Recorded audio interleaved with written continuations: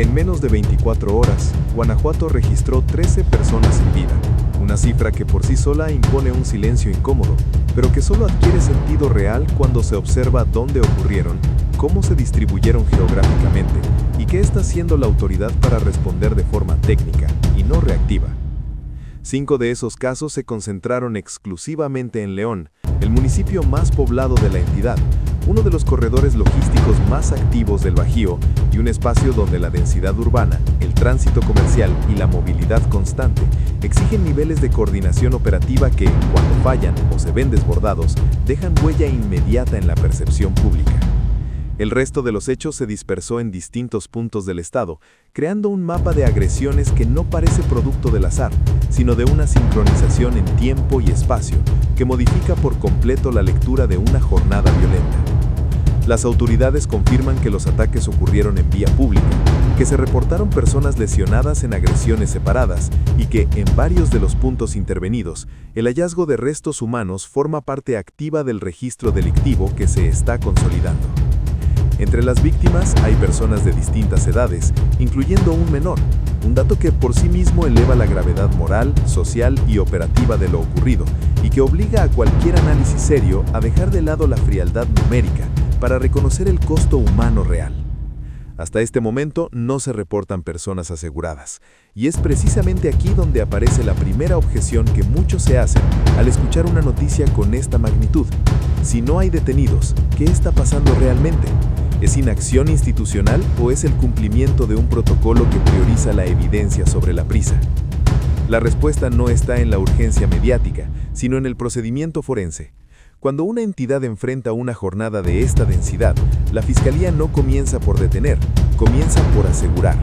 Aislar escenas, preservar cadena de custodia, cruzar trayectorias balísticas, rastrear movilidad previa y posterior, recopilar testimonios bajo condiciones controladas y, sobre todo, evitar que la contaminación forense cierre puertas antes de abrirlas.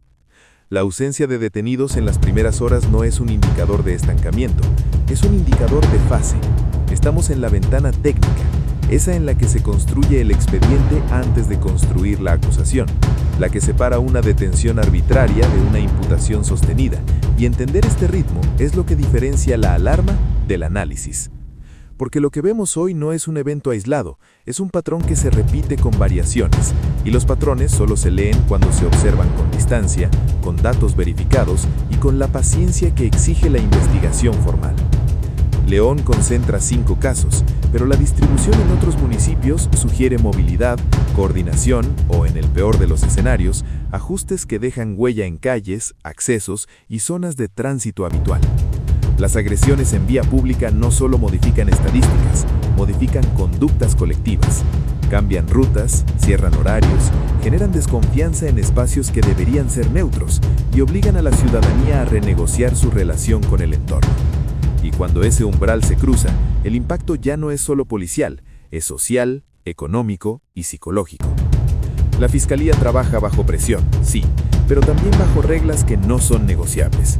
Cada cuerpo, cada resto, cada proyectil, cada testimonio y cada registro digital es un nodo en una red que tarda en tejerse, pero que cuando se cierra con rigor, define líneas de ejecución, responsabilidades operativas y, en última instancia, respuestas judiciales que pueden sostenerse en un proceso legal. No hay atajos en esto, y aunque la demanda pública de inmediatez es legítima, la realidad forense y operativa marca sus propios tiempos. Las próximas 48 a 72 horas son determinantes. Es en esa ventana cuando se confirman o descartan vínculos, cuando se cruzan reportes de movilidad, cuando se validan hipótesis y cuando a menudo se emiten los primeros comunicados técnicos que separan el ruido de la evidencia.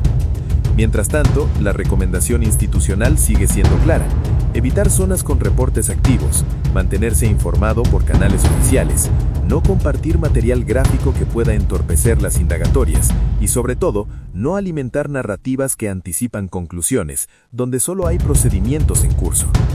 Si te resulta útil este tipo de desglose, donde se prioriza el contexto sobre el clic, la verificación sobre la especulación y el proceso sobre el pánico, te invito a suscribirte y a mantener activa la notificación. Aquí no buscamos amplificar la crisis, buscamos entenderla para que no se repita por desconocimiento. Y si este análisis te ayudó a ordenar una noticia que de otro modo solo habría generado ansiedad, compártelo con alguien que necesite separar los hechos del ruido. Porque la seguridad pública no se construye con titulares, se construye con información responsable.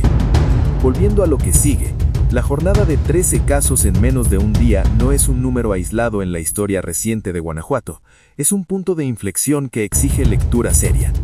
La entidad ha enfrentado ciclos de violencia estructurada, ajustes entre operadores, cambios en la composición de grupos y respuestas institucionales que han variado en intensidad y coordinación. Lo que diferencia a esta jornada no solo es la cifra, es la concentración en un municipio estratégico, la presencia de víctimas en edades diversas, la ocurrencia en espacios de alto tránsito y la simultaneidad de reportes que apuntan a una coordinación logística, no a una serie de hechos desconectados. Eso no se improvisa, eso se planea, se ejecuta y eventualmente se investiga con métodos que requieren tiempo, recursos y disciplina institucional. Y la investigación, cuando es seria, tiene etapas ineludibles. Primero, la contención del área, luego la recolección metódica, después el cruce analítico, finalmente la acción judicial sustentada. Saltar etapas genera detenciones vacías que colapsan en Ministerio Público. Cumplirlas genera procesos sostenibles que llegan a sentencia. Por eso, aunque hoy no haya detenidos, mañana podrían haber líneas de investigación confirmadas, y pasado mañana comunicados que expliquen por qué ciertos puntos fueron seleccionados, por qué ciertas rutas fueron intervenidas y por qué ciertas edades fueron afectadas. La transparencia no es inmediata, pero es acumulativa, y la ciudadanía tiene un rol claro: exigirla, pero también entenderla. No confundir silencio con inacción, no confundir protocolo con impunidad, no confundir complejidad con fracaso. La violencia no se mide solo por cuerpos, se mide por respuestas, por tiempos de reacción, por capacidad de cerrar círculos investigativos y por voluntad de no repetir errores del pasado. Guanajuato está en un momento donde la verificación ciudadana y la claridad institucional son la única barrera contra el pánico colectivo. Los datos se actualizarán, los informes se publicarán, las líneas de investigación se validarán, y cuando lo hagan, este espacio seguirá aquí para analizarlos con el mismo filtro. Hechos primero, contexto después, conclusiones solo cuando la evidencia las sostenga. La diferencia entre un rumor y un dato es el método.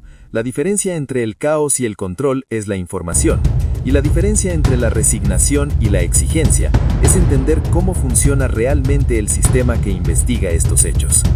Si quieres saber cómo se construye un mapa de incidencia delictiva desde cero, por qué las cifras oficiales suelen tener desfases de entre 12 y 36 horas respecto a los reportes en tiempo real, y cómo leer los comunicados de la Fiscalía sin caer en interpretaciones apresuradas o conclusiones prematuras, haz clic en el video que aparece ahora. Te explico paso a paso la arquitectura interna de la información en seguridad pública, te muestro qué significa realmente cada término técnico y te doy las herramientas para que, la próxima vez que suene una noticia así, no te paralices ante el número, sino que sepas exactamente qué preguntar, dónde buscar y cómo distinguir la señal del ruido. Nos vemos ahí.